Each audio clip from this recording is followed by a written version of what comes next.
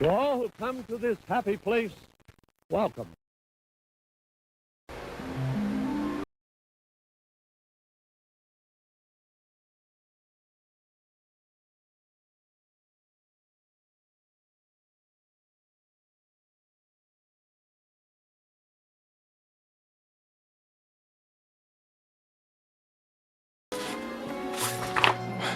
Too demonic. I mean, I've already gone through my entire list of videos I was gonna make. Jean Lafitte, check. Tower of Terror, Spacebound, Prey, it's got it. Pirates of the Caribbean, California Adventure, that map that I did that one time. Uses of potatoes in Disney parks, done that. Rolly Crump, Indiana Jones Adventure, Epcot, Westcott, I've done it all. I've done...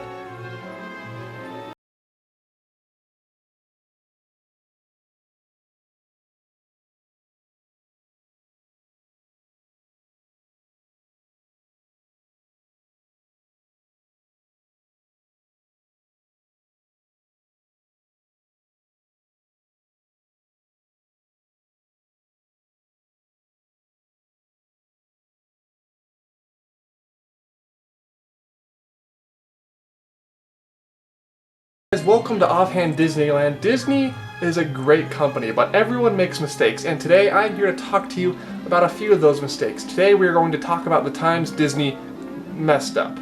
And what better attraction to start the list off with than Kitchen Cabaret?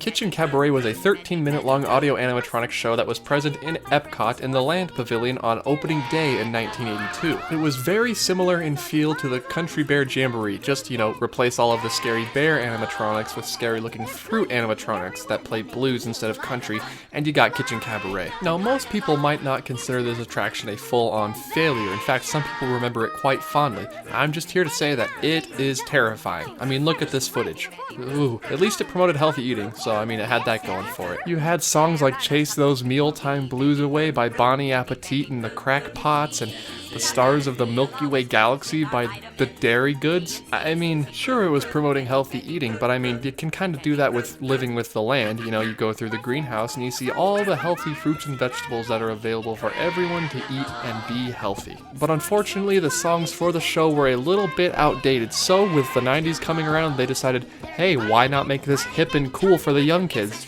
Kind of like Mickey Mania. And we all know how well Mickey Mania turned out. So with that, they updated Kitchen Cabaret into Food Rocks, a different version of Kitchen Cabaret, but mostly the same with different kinds of songs. The wonderful finale song that they played at the end, the big finish, was called Choose Before You Chew. The song was called Choose Before You Chew. Eventually in 2004, Food Rocks closed down to make way for Soarin' Over California in Florida. Don't even get me started on that. I think that is a little weird. But Food Rocks and Kitchen Cabaret remain the weirdest attractions in the Land Pavilion, not counting the Circle of Life and environmental fable. But I mean, come on, that is a different video for a different day. Let's get on to our next weird failure of an attraction. Now, in the past, I have talked about the Flying Saucers of Tomorrowland and Luigi's Flying Tires, but let's just go through these again so I can emphasize how much of a failure they were at Disneyland. The Flying Saucers opened in Tomorrowland at Disneyland in 1961. Basically, just imagine a giant air hockey table and your saucer is the puck. Each saucer was lifted slightly off the ground, so leaning any which way would affect which direction your saucer would move. The saucers were small though, and they would only fit one person at a given time. The goal of this attraction was to make some sort of bumper car style ride where everyone would maneuver into each other and bump into each other, everyone would have a nice laugh, and then you'd get off and go on to the next attraction. Probably the teacups. As you can guess by the title of this video though, that didn't really work out too well. See, the attraction had a short amount of time where you could actually move the saucer, and it couldn't support a large amount of guests per round, ensuring that the line for this one was always super long. And there were no fast passes back then, you had to wait in the sun. The ride did not make the cut to New Tomorrowland, and it was closed in 1966. Then suddenly, decades later, like a phoenix from the ashes, it resurfaced in the form of Luigi's Flying Tires in Cars Land at Disney's California Adventure. Now, with the new technology and the new engineering and the bigger ride vehicles and the increased airflow, did that help fix the attraction? No, it didn't. It was still really bad. Now, this is actually one of the attractions in this list that I can say I have gone on, and I have to say that yes, it was extremely boring, and it was really hard to get your flying tire moving, but once you did get it moving, it was pretty cool, until the ride stopped because there wasn't enough time to get your tire moving again. So they slightly increased the time and gave us some beach balls to have fun with. Those didn't help too much either. As a result of this second failed experiment with the flying tires, they closed it down in 2015 and it was replaced by a new attraction, Luigi's Rollickin' Roadsters, in 2016, a trackless, whipping ride. I've never been on it because I'm not a big fan of spinny rides, but if it's good, let me know down in the comments. I'm probably gonna ride it eventually. And now we move on to our third attraction, one of the most hated attractions in Disney Parks history. That's right, we're talking about Journey into... Let me tell you guys a story. Journey into Imagination was one of the most beloved attractions at Epcot Center. That's what it was called back then. The attraction featured everybody's favorite characters, the Dreamfinder and Figment, and everybody loved it. On October 10th, 1998 though, they closed down the attraction to begin a major refurbishment.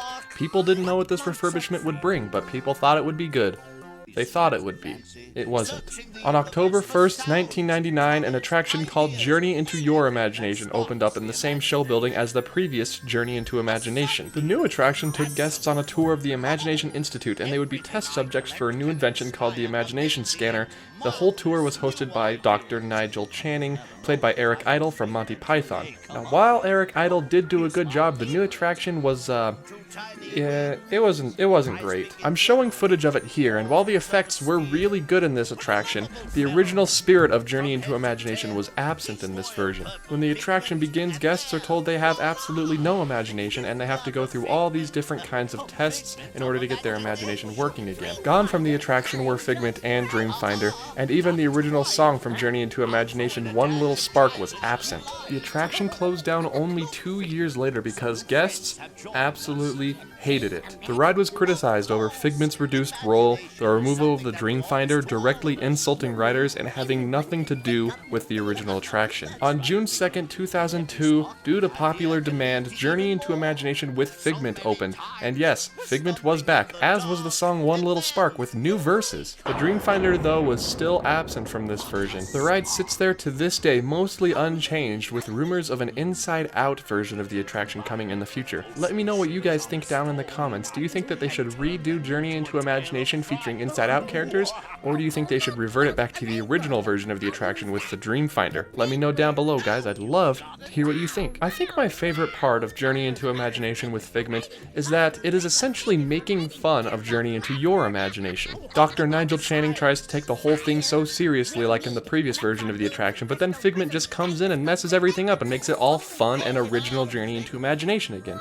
I just think that's wonderful. And now, ladies and gentlemen, the attraction you have all been waiting for, the one that I have teased since the beginning of this video. I'm talking about this one. Where do I start with this one? Superstar Limo was an opening day attraction at Disney California Adventure, right across the street from Disneyland. And with classic attractions sitting right across the street like Pirates of the Caribbean, Haunted Mansion, Small World, Imagineers thought, why not do another dark ride to be DCA's flagship attraction? In this one, you would go through Hollywood chasing different celebrities and experiencing the city for yourself. Now, right off the bat, as I show you footage from this attraction, you can tell that it was absolutely terrifying. The attraction sat where Mike and Sully to the Rescue currently sits right now. You had a Hollywood agent who was a puppet. He guided you through Hollywood. You saw lots of different celebrities who were famous in 2001, like Drew Carey, Cher, Tim Allen, the man himself, and Whoopi Goldberg. Disney really likes Whoopi Goldberg. There was also a little Madame Leota cameo in the Malibu section of the attraction, so I guess keep an eye out for that next time you ride it. I personally have had the pleasure of never being able to go on this attraction, but for those of you who have, let me know down in the comments, was it creepy? Was it a great attraction? Or would you much rather prefer what we have today with Mike and Sully to the Rescue? I'm curious to hear what you DCA veterans have to say. Something I thought was kind of funny though, Superstar Limo was open only for 1 year and 2 days. So yeah, I guess reception to that ride was mixed.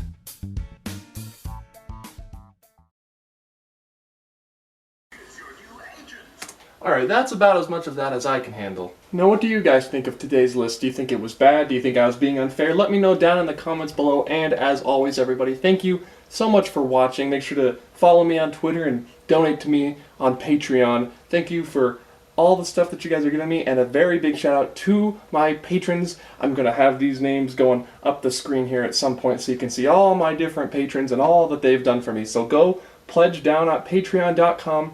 You'll get early access to all my video audio and a few extra entries to a special contest that's coming up later. So, as always guys, thank you so much for watching, and I will see you in the next video. Goodbye.